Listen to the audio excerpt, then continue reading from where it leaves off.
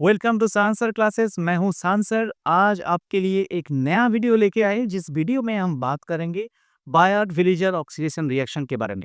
जैसे मैंने पिछले वीडियो में बोला था कि ये एक नेम रिएक्शन का सीरीज बनेगा। इसमें हम सारे नेम रिएक्शंस जो बहुत ही इंपॉर्टेंट है आपके सेमेस्टर के एग्जाम के लिए, एंड सिर्फ सेमेस्टर के एग्जाम के लिए नहीं, ये आपका जो एंट्रेंस एग्जाम है जिसको मैंने एलिमिनेशन टेस्ट हमेशा बोलते रहता हूँ, उसके लिए भी ये बहुत ही इंपॉर्टेंट है। और ये बायर रिएक्शन एल्डिहाइड और कीटोन में आते हैं। एक नेम रिएक्शन है और ये एक ऑक्सीडेशन रिएक्शन है। ये बहुत ही इंपॉर्टेंट है, इसीलिए हम पहले ये बायर रिएक्शन को पकड़े हैं।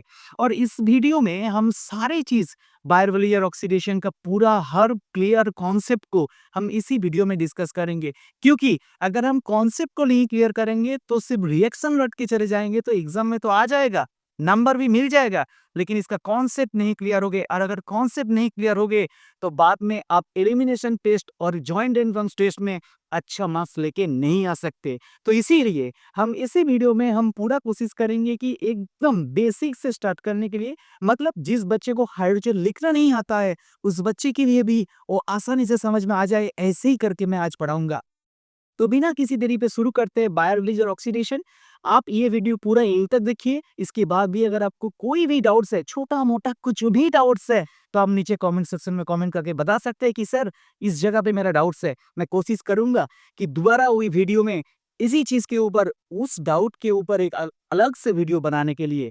और अगर आप इसके ऊपर कोई नोट्स चाहते हैं जो मेरा हैंड रिटन है, या आप अच्छा वाला नोट्स चाहिए जिससे सारे कॉन्सेप्ट मिले, तो आप हमारे जो फेसबुक और इंस्टाग्राम चैनल है जहां पर नाम है सांसर क्लासेस, वहां पे जाके आप लाइक शेयर कमेंट करिए। मैं कोशिश करूंगा वहां पे आपका ये नोट्स प्रोवाइड करने के लिए। तो बिना किसी देरी पे शुरू करते, अगर आपको लैंग्वेज की भी दिक्कत है आप नीचे कमेंट करके बता सकते हैं कि सर मुझे बंगाली में चाहिए या इंग्लिश में चाहिए। उसके लिए भी मैं दोबारा कोशिश करूंगा एक नया वीडियो बनाने के लिए। तो आज जो भी हम पढ़ेंगे बहुत ही एकदम क्रिस्टल क्लियर कॉन्सेप्ट लेके पढ़ेंगे। क्या है कि बायर विलेजर ऑक्सीडेशन रिएक्शन है। अभी देखो, ये जो बायर विलेजर ऑक्सीडेशन रिएक्शन है वो किस लिए होते हैं, किसके लिए होते हैं? कि एल्डिहाइड के लिए होते हैं और कीटोन के लिए होते हैं। किसके लिए होता है? एल्डिहाइड के लिए होते हैं और कीटोन के लिए होते हैं। अभी कुछ ऐसा भी बच्चे हैं जिनको एल्डिहाइड कीटोन नहीं पता है, वो तो मतलब हो सकता है किसी को नहीं पता है। तो देखो, जिस कंपाउंड में CHO ग्रुप होते हैं उसको एल्डिहाइड बोलते हैं, और जिस कंपाउंड में C डबल बॉन्ड हो ऐसे ग्रुप होते हैं उसको कीटोन बोलते हैं। अभी ये तो क्लियर हो गया कि बायर विलेजर ऑक्सीडेशन रिएक्शन किसके लिए होते हैं, कि एल्डिहाइड और कीटोन के लिए होते हैं। और बनाते क्या है? ये बनाते हैं एस्टर बनाते हैं। अभी बहुत सारे लोगों को ये भी नहीं पता होगा कि सर ये एस्टर क्या होता है। ये एस्टर होता है RC डबल बॉन्ड OOR। ऐसे वाला अगर कोई फंक्शनल को दिख के आपको वो बन जाता है आपका एस्टर। तो ये एस्टर हो गया है। तो हमको ये चीज पता चलेगा कि क्या लेना है और क्या मिलना है। लेना है हम लोगों को एल्डिहाइड और कीटोन, और निकालना है क्या? एस्टर। और ये जो रिएक्शन है ये होता है आपका ऑक्सीडेशन रिएक्शन। ये बहुत ही इंपॉर्टेंट है। कुछ बच्चे को शायद ये भी नहीं पता होगा कि सर ये ऑक्सीडेशन क्या है। भाई हम बचपन से पढ़े हैं कि रेडॉक्स रिएक्शन क्या होता है, जहाँ पे ऑक्सीडेशन है, रिडक्शन है।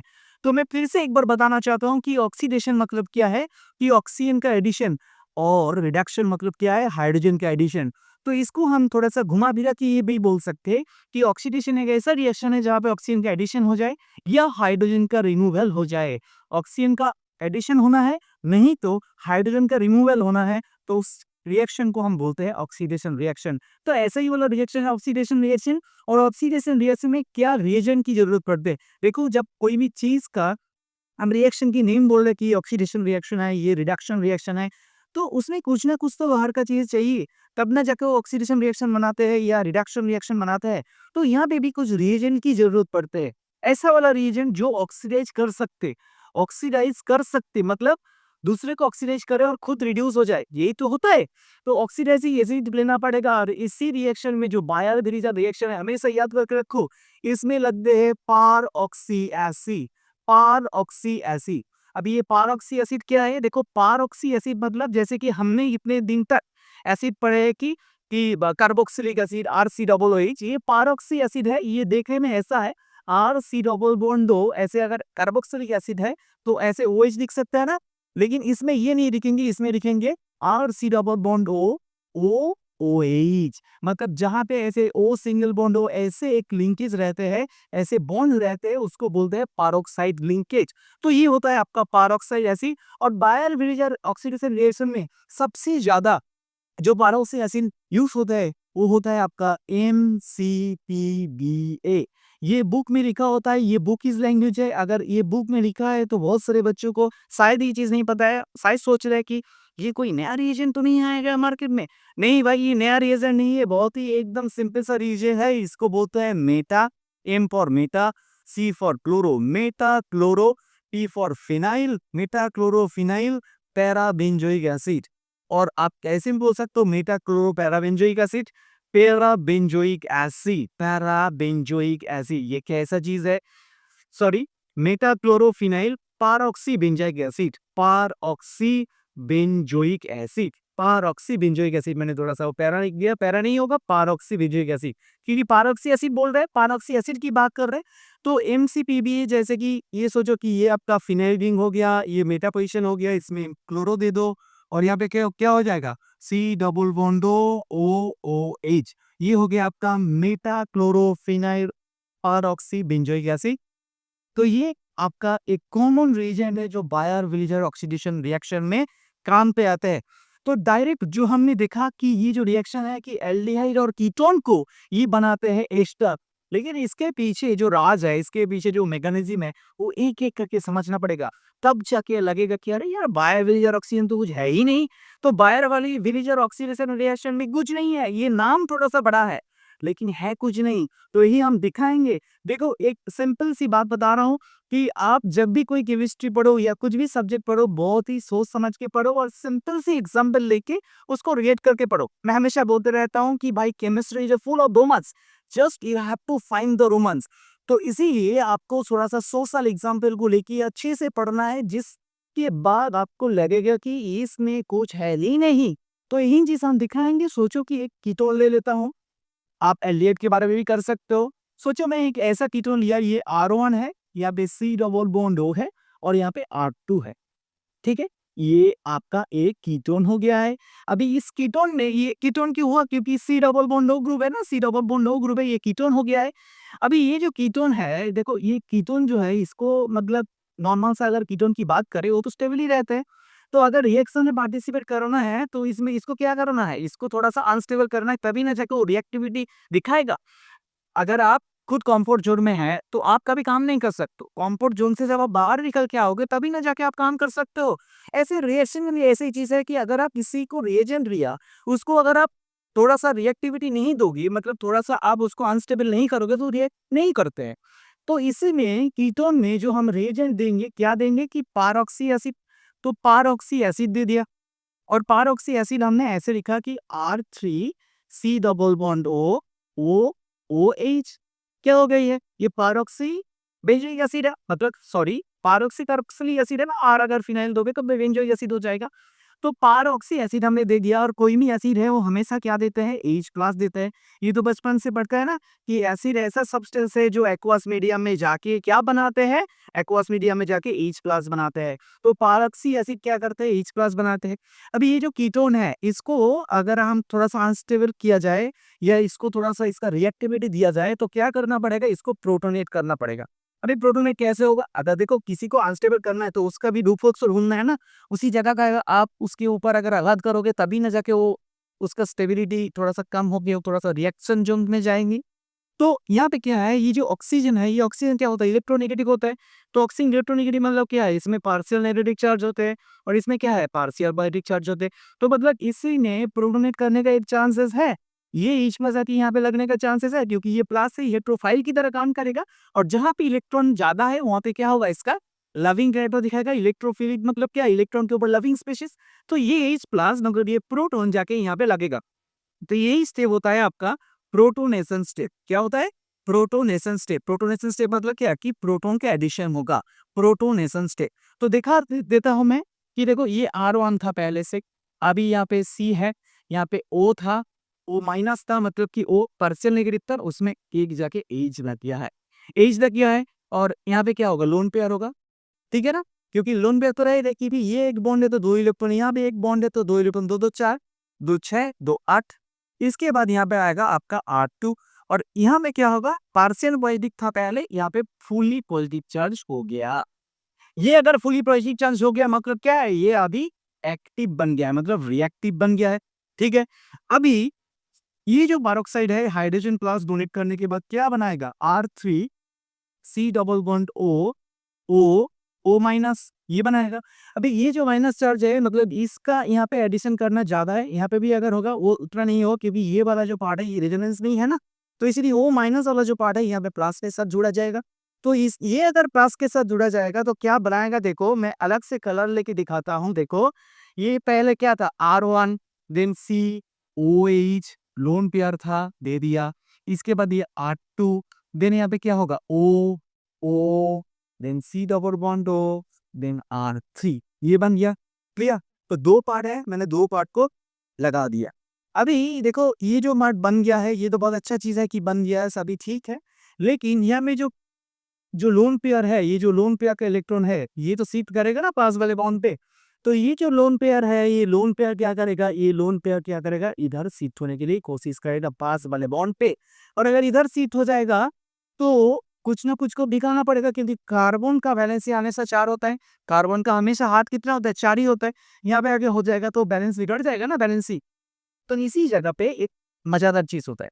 आप सोचोगे कि यहाँ पे अगर लंच आएगा तो ये निकल जाना चाहिए, नहीं ये नहीं निकल के आएगा, क्योंकि यहाँ पे जो R2 है या R1 जो भी है, ये R2 क्या करते हैं, माइग्रेट करते हैं, इसका माइग्रेटिंग कैपेसिटी ज्यादा होता है। अब ये माइग्रेटिंग कैपेसिटी का मतलब क्या है कि कोई भी एक ग्रुप जुड़ा हुआ है वो अगर माइग्रेट करने का कैपेसिटी है, मतलब किसी दूसरी जगह पे जाने का कैपेसिटी है, तो तुरंत निकल जाते हैं। जब भी ये पुराने वाला जो लोन पेयर है वो पास वाले बॉन्ड पे आएगा, कार्बन के ऊपर बैलेंस ही का बैलेंस खत्म हो जाएगा, तभी कोई ना कोई ग्रुप जाके बाहर निकलते हैं। अभी ये भी निकल सकते हैं, ये भी निकल सकते हैं, ये भी निकल सकते हैं, ये पॉसिबल है नहीं। ये पॉसिबल क्यों नहीं है, जो कि पैरोक्साइड लिंकेज है पहले से वो जोड़ के रखा, ये नहीं निकल के आएगा। अभी R1 निकल सकता है, ये R2 निकल सकते हैं, तो यहाँ पे R2 निकल के आएगा, R1 भी निकल सकते हो क्योंकि ये माइग्रेटिंग पावर के ऊपर बात होते हैं। अगर R1 का माइग्रेटिंग पावर ज़्यादा होता है तो R1 निकल के आएगा, अगर R2 का माइग्रेटिंग पावर ज़्यादा है तो R2 निकल के आएगा। तो मैं सोच रहा हूँ कि ये R2 वाला इसका माइग्रेटिंग पावर ज़्यादा है, ठीक है? तो माइग्रेटिंग पावर किसका ज़्यादा होता है? माइग्रेटिंग पावर फिनाइल का ज़्यादा होता है, उसके बाद होता है 3 डिग्री अल्काइल का होता है, उसके बाद होता है आपका 2 डिग्री अल्काइल होता है, उसके बाद होता है आपका 1 डिग्री अल्काइल होता है, ऐसे करके होता है ये, ठीक है? तो अगर सोचूंगी इसको मैंने मान लेता हूँ कि इसका मैग्नेटिक पावर ज्यादा है, तो ये वाला पार्ट निकल के जाएगा बाहर, और ये निकलने के बाद ये वाला पार्ट माइग्रेट कर रहा है ना, तो यहाँ से ये ऑक्सीजन के ऊपर जुड़ेगा। ठीक है, तो क्या बनाएगा, देखो मैं बना लेता हूँ चीज को अच्छे से क्लियर से, तो आपको और ज्यादा समझ में आ जाएगा कि देखो ये R1 था, ये C था, यहाँ पे आ गया तो यहाँ पे क्या होगा, डबल बॉन्ड हो जाएगा, और ये चला गया और यहाँ पे आ गया तो क्या होगा, ये O था, यहाँ पे R2 हो गया। ठीक है, यहाँ पे R2 हो गया, और बाकी कौन रह गया, बाकी रहेगा R3 then C double bond O then क्या है O, ये निकल के आ गया तो O माइनस। यहाँ पे एक चीज और ये मैं बताना चाहता हूँ, लेकिन थोड़ा सा यहाँ पे ये स्ट्रक्चर इसीलिए ड्रॉ किया कि जब आपको और ज्यादा अच्छे से समझ में आए चीज को, क्योंकि देखो ये लोन पेयर इधर आए, ठीक है, लोन पेयर आया मतलब हाइड्रोजन नहीं गया, हाइड्रोजन तो था ही, तो मैंने यहाँ पे समझाने के लिए लिखा ये फाइनल प्रोडक्ट था, लेकिन ऐसा पेयर नहीं होता है। कैसे होता है, कैसे होता है बताओ, ये डबल बॉन्ड था ना, ये डबल बॉन्ड था, लेकिन यहाँ पे OH रहेगा और यहाँ पे प्लस रहेगा, क्योंकि ये लोन पेयर छोड़ दिया तो अभी OH प्लस ही होगा ना, OH प्लस ही होगा ना, ये OH प्लस ही होगा, क्यों, क्योंकि अभी क्या है, अभी ये सिर्फ लोन पेयर ही है, हाइड्रोजन तो था ही, हाइड्रोजन कहाँ जाएगा, हाइड्रोजन नहीं जाएगा। इसके बाद जब ये वाला R3 सीरो बॉन्ड O माइनस स्पीड हुआ है, ये तैयार हुआ है, ये चाहेगा एक प्रोटॉन को, तब जाके ये H प्लस यहाँ पे डोनेट करेगा, तब जाके वो फाइनल वाला कंपाउंड बनेगा। तो फाइनल वाला कंपाउंड एक बार मैं बना देता हूँ थोड़ा सा डिफरेंट कलर से, थोड़ा सा अच्छा लगता है कलर, क्योंकि लाइट तो कलरफुल ही है ना। तो R1 C double bond O H plus निकल के आ गया, then O then R2, then आपका होगा ओ H प्लस लेके R3 then C double bond O then O minus H plus मतलब OH, यही है आपका फाइनल प्रोडक्ट। तो बायर-विलियर ऑक्सीडेशन रिएक्शन में क्या बनते हैं, आपका एस्टर बन जाता है। ये क्या है, एस्टर ही तो है ना, एस्टर ही है, तो ये एस्टर बन जाता है, यही है इसका मैकेनिज्म ऑफ रिएक्शन। तो मैकेनिज्म ऑफ रिएक्शन ऐसे करके अगर सिंपल सी स्टेज से आप सोचोगे तो आपके लिए बहुत चीज ये चीज आसान बन जाएगा। मैं एक बार आपको समझाता हूँ, फिर से रिवीजन करवाता हूँ। देखो कीटोन लिया, कीटोन में C डबल बॉन्ड O है, ऑक्सीजन के ऊपर पार्शियल नेगेटिव चार्ज है, कार्बोनिक के ऊपर पार्शियल पॉजिटिव चार्ज है। इसके बाद मैंने पैरोक्सी एसिड दिया, कोई भी एसिड है तो हाइड्रोजन प्लस देने के लिए उसका चांसेस ज़्यादा रहते हैं, हाइड्रोजन प्लस दिया। हाइड्रोजन प्लस दिया मतलब कहाँ पे लगेगा, ये ऑक्सीजन के ऊपर लगेगा, लग गया। बाकी चीज़ नेगेटिव की तरह रह गया, R3C double bond O minus. अभी माइनस कहाँ पे लगेगा, ये प्लस में लगेगा, मैंने लगा दिया। अभी इसमें तो लोन पेयर है, ये लोन पेयर अगर शिफ्ट होंगे तो यहाँ पे प्लस चार्ज हो जाएगा ना, कि किसी ने अगर देते हैं तो प्लस बन जाता है, किसी ने लेते हैं तो नेगेटिव बन जाता है। तो यहाँ पे प्लस बन गया है, प्लस के बाद ये कंपाउंड बना, ये H प्लस डोनेट करेगा ये जो R3C double bond O minus को, और जब दो एसिड बनाएगा कार्बोक्सिलिक एसिड, तो कार्बोक्सिलिक एसिड बनते हैं बायर विलीजर रिएक्शन में। लेकिन जो मेन प्रोडक्ट है आपका, वो मेन प्रोडक्ट क्या है, मेन प्रोडक्ट है एस्टर। तो बायर विलीजर ऑक्सीडेशन रिएक्शन में क्या इंपॉर्टेंट चीजें हैं, आपको लगेगा पैरोक्सी एसिड। आप ऑक्सीडेशन रिएक्शन कर रहे हैं तो कोई भी ऑक्सीडेटिव रिएजेंट आपको यहाँ पे नहीं लगेगा, पैरोक्सी एसिड देंगे तो बायर विलीजर ऑक्सीडेशन रिएक्शन होता है। अभी यहाँ पे एक क्वेश्चन और आ सकता है कि R1 निकल जाए कि R2 निकल जाए।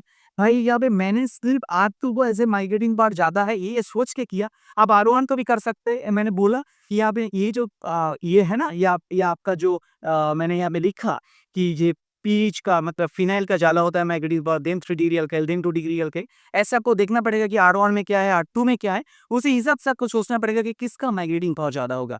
तो ये पूरा हो गया आपका वेयर विलीजर ऑक्सीडेशन रिएक्शंस, और ये बहुत ही इंपॉर्टेंट है क्योंकि ये सेमेस्टर में भी आते हैं। ये आपका स्कूल के एग्जाम हो या कॉलेज का एग्जाम हो या आपका एंट्रेंस एग्जाम हो, सारी चीज में ये बहुत ही इंपॉर्टेंट है।